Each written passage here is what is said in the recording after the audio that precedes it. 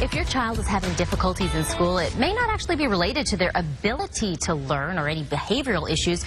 It could actually be their eyesight. And today we're joined by two more optometrists from eyehealthdoctors.com, Dr. Lil Vogel and Dr. Alita Gong, to talk a little bit more about this. Thanks so much for being on the show. We appreciate you being here. Thank you. Thank you. It's a topic that's near and dear to my heart because I have a 6-year-old and we're getting to that place where we're thinking, okay, is it a reading problem or is it a vision problem? So let's talk in the next couple of minutes about optometric vision therapy. Well, thank you. And we were going to talk about optometric vision therapy, but first let me tell you, Stephanie, why I got involved in vision therapy. When I was in 2nd grade growing up here in Phoenix, my reading teacher told my parents that I would never amount to anything. Even though they were devastated, they did take me to a doctor who specialized in vision therapy in 3rd grade. He prescribed vision therapy and glasses, and in 4th grade, ended up testing into a gifted program at that same school. And it was all because of that vision therapy intervention, I would imagine. Yes, and at that time I knew in my heart this is what I wanted to do for a living, and I could speak for most optometrists. They have a passion for their patients and for any of their visual needs. So how does this therapy, this optometric vision therapy work?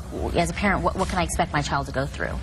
Well, we have an individualized program where we treat the patient's visual needs. So as we do the exam and we get the diagnosis, we find out why is the children so shutting off an eye, not tracking, not being able to change focus, not being able to process what they see. We can even work with patients that have had traumatic brain injury. Visual rehabilitation is a multidisciplinary effort. We work with neurologists, psychologists, psychiatrists, occupational therapists, physical therapists, all Sounds types like there's of a people. multitude of ways to address a vision problem that in your case was misdiagnosed as, you know, but really kind of described as a problem with your abilities. As a parent, though, what specifically are we looking for in terms of signs and symptoms that would indicate that there's a vision problem? That's a great question. I get that question a lot.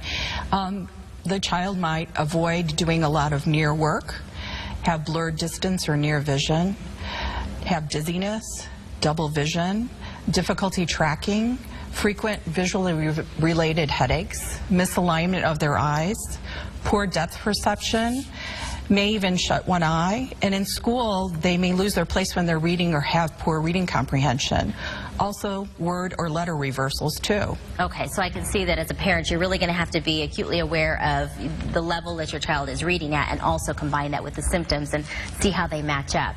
But I would guess that there's cases with children who they get distracted because they're not having success and they're frustrated with the ability to see and consequently are you know, categorized as ADD or ADHD when in fact they may not even be.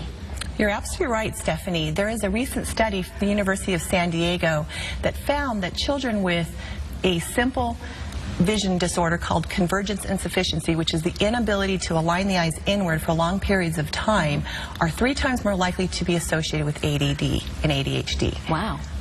Well, that's significant.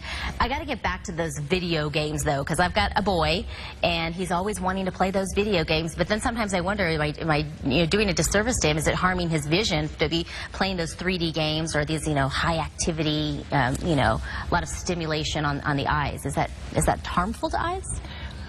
Well, we do know that we're finding 3D more in our society. It could be in movies, television, mobile devices, in the classroom. They're finding out that it actually helps kids concentrate and perform better on tests by about 17% when they are involved in 3D.